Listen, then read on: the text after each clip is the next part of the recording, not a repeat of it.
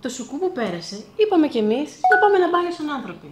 Ευτυχώς δεν έβρεχε και λέμε άντε να πάμε λίγο νωρίς, μην πετύχουμε ποτηλιάρισμα. Στο διωράκι της διαδρομής, μέχρι να κάνουμε αυτά τα 80 χιλιόμετρα για να πάμε σε μια παραλία που δεν θα ήταν ο ένας πάνω στον άλλον, κάψαμε λίγο πολύ ένα 50 σε βενζίνες, καφεδάκια, νεράκια, κάνα τυροπιτάκι για το δρόμο, να το και πάλι το 20. Και φτάνουμε παραλία. Ξαπλώστος και μπρελίτσα ακόμα ένα 20, αλλά επειδή θέλουμε και το πετικιούρ να δροσίζεται, πήγαμε στα 30. Να ξεκινήσουμε πάλι με ένα καφέ και ένα νεράκι. Εκεί που σε πιάνει ζέστη, θες καμιά μπυρίτσα ή και κανένα άπερολ. Και αφού τα τυροπιτάκια που πήραμε το πρωί δεν τρογόντουσαν, θες και κάτι να τσιμπήσεις μετά τις βουτιές.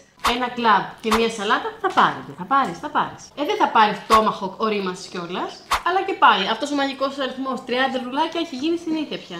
Και μετά έχει πάρτι. Δεν είμαστε για πολλά, για ένα μπάνιο ήρθαμε. Εντάξει, ένα ποτάκι και μετά έχουμε την χαρά της επιστροφής. Πρώτη Δευτέρα.